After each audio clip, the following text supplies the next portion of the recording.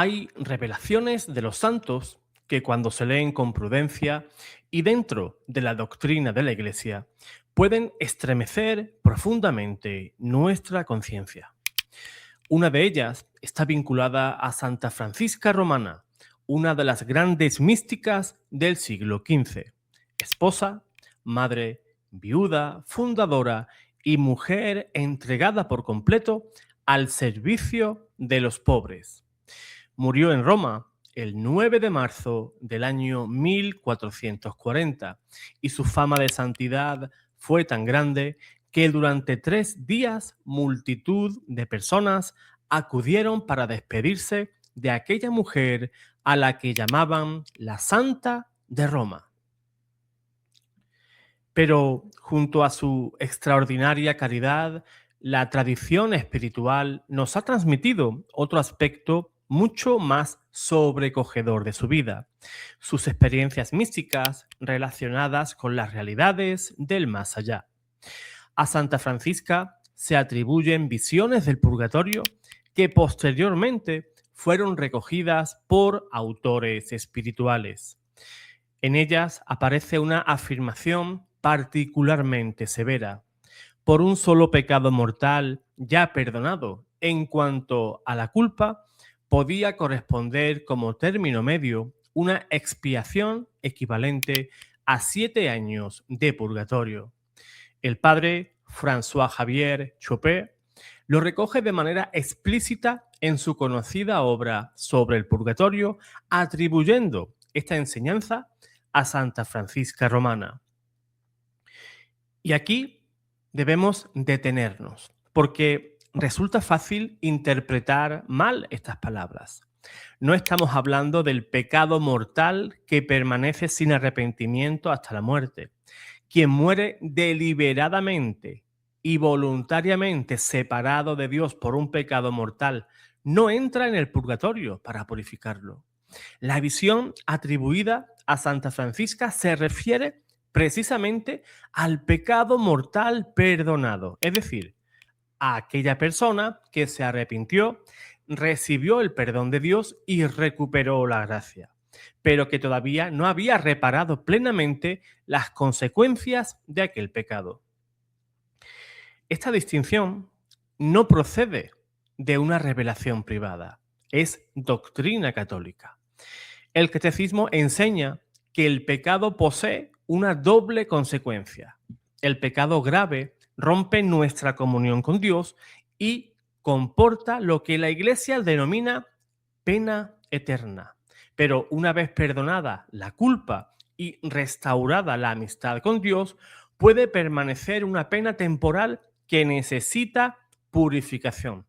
Esa purificación puede realizarse durante nuestra vida mediante la conversión, la penitencia, la caridad y obras de misericordia o en el purgatorio después de nuestra muerte. Por eso, confesarse no convierte mágicamente nuestra historia en algo que jamás hubiera sucedido. Dios perdona verdaderamente mediante el sacramento. La culpa desaparece, ya no somos reo de ese pecado. El hombre vuelve a la gracia, pero el pecado ha dejado heridas, desórdenes, apegos y consecuencias que necesitan ser sanados. Un sacerdote amigo en una ocasión lo oí explicando esto pues de una manera muy sencilla. Imagínate que nuestra alma es una tabla y el pecado son clavos. Cada pecado hemos clavado un clavo en esa tabla de madera. ¿Qué ocurre? En la confesión extraemos esos clavos. ¿Pero qué ocurre? Quedan esos agujeros, o sea, quedan esas consecuencias del pecado. Y en el purgatorio es donde hacemos desaparecer esos agujeros que permanecían en nuestra alma. Así de manera sencilla lo explicaba este sacerdote amigo.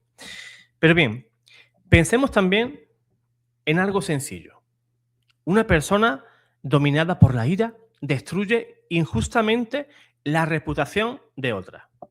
Después comprende la gravedad de lo que ha hecho, se arrepiente profundamente y recibe la absolución sacramental mediante el sacramento de la penitencia. Dios la ha perdonado. Pero quizá aquella mentira continúa circulando. Quizás una familia ha quedado herida. Quizás una amistad ha sido destruida.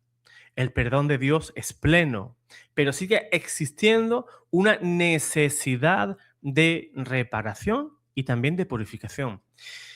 Es precisamente en ese horizonte donde adquiere sentido la estremecedora imagen transmitida por Santa Francisca Romana. Según el relato recogido posteriormente por Chupé, la santa contempló diferentes grados de purificación y comprendió la tremenda seriedad del pecado. En el nivel inferior del purgatorio habría visto almas que durante la vida habían cometido pecados mortales. Después, sinceramente confesados y perdonados, pero cuya reparación había quedado incompleta.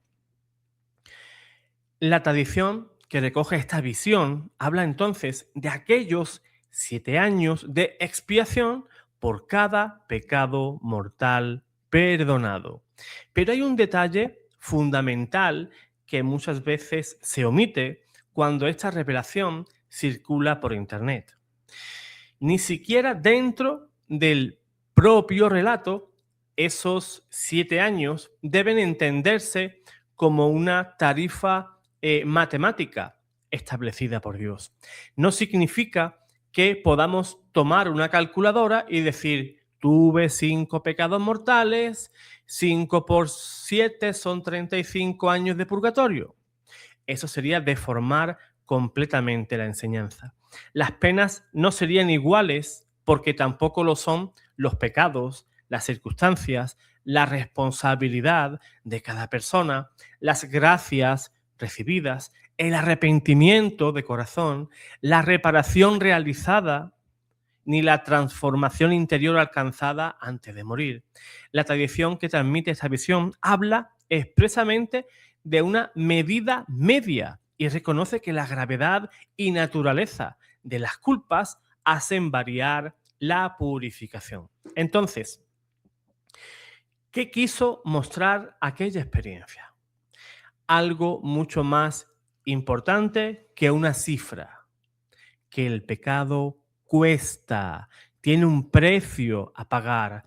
Vivimos en una época en la que incluso muchos cristianos hemos perdido el sentido de la gravedad del pecado. Eso lo decía bellamente el Papa San Juan Pablo II, que decía que el hombre, el ser humano, ha perdido la conciencia del pecado. Por tanto, podemos llegar a pensar que basta con pecar, confesarnos, volver a pecar y repetir indefinidamente el proceso como si la vida espiritual fuera simplemente limpiar o borrar una pizarra. Pero la confesión no es una lavandería automática del alma. Es un encuentro real con Cristo crucificado y resucitado que perdona al pecador arrepentido y lo llama a la conversión. Cada absolución debería despertar en ti y en mí, en todos nosotros, no solamente en alivio, sino en gratitud, porque somos merecedores de una pena, de una culpa, y Dios te perdona y te reconcilias con Él. Porque si hemos sido perdonados, es porque Cristo ha pagado un precio infinitamente mayor que cualquiera de nuestras penitencias. Y precisamente porque hemos sido perdonados, nace el deseo de reparar. Aquí, la revelación atribuida a Santa Francisca Romana deja de ser una historia destinada a provocar el miedo y se convierte en una llamada extraordinariamente práctica.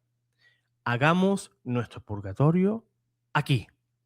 Porque a veces te presentan en YouTube, en diferentes videos, canales, en los shorts, en los reels de las redes sociales, un video de Santa Francisca, te presentan esta revelación y te lo presentan como un video para asustarte, para aterrorizarte.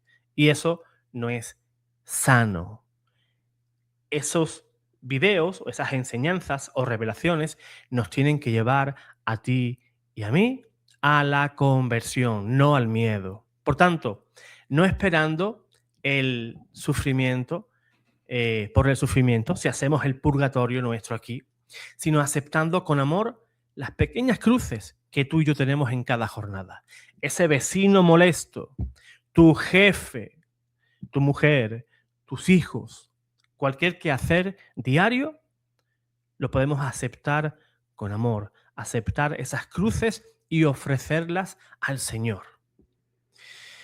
También, pues, teniendo paciencia, cuando podríamos responder con ira, podemos responder también, pues, perdonando cuando nuestro orgullo quiere guardar resentimiento, ayudando al pobre, visitando al enfermo, rezando, ayunando prudentemente, ofreciendo sacrificios, recibiendo frecuentemente la Sagrada Eucaristía, confesándonos con verdadero propósito de enmienda, ganando indulgencias que la Iglesia pone a nuestra disposición, reparando el daño cuando hemos perjudicado a otra persona. El propio Catecismo nos enseña que mediante las obras de misericordia y caridad, la oración, la penitencia y una conversión nacida de una caridad ferviente, puede llegar a producirse una purificación tan profunda que no quede pena temporal alguna. Eso es hacer nuestro purgatorio aquí. Esto cambia completamente nuestra manera de mirar la vida cotidiana. Tal vez ese sufrimiento que estamos viviendo y que tantas veces consideramos inútil pueda convertirse, unido a los méritos de Cristo, en una oportunidad de purificación. Tal vez aquella enfermedad llevada con fe, con resignación, pero con fe, aquella humillación aceptada sin odio, aquella renuncia ofrecida silenciosamente, aquella obra de misericordia que nadie conoce, aquella oración cuando estamos agotados, tengan ante Dios un valor que solamente vamos a descubrir en la eternidad. Santa Francisca Romana no nos invita a vivir obsesionados calculando años de purgatorio. No nos invita a vivir con la calculadora. Nos invita a través de esa tradición espiritual a recuperar algo que los santos comprendieron perfectamente.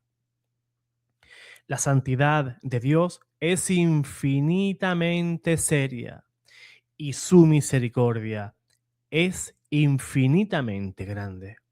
El purgatorio no es una segunda oportunidad para aquellos que rechazan a Dios. Es la purificación de quienes ya pertenecen a Él.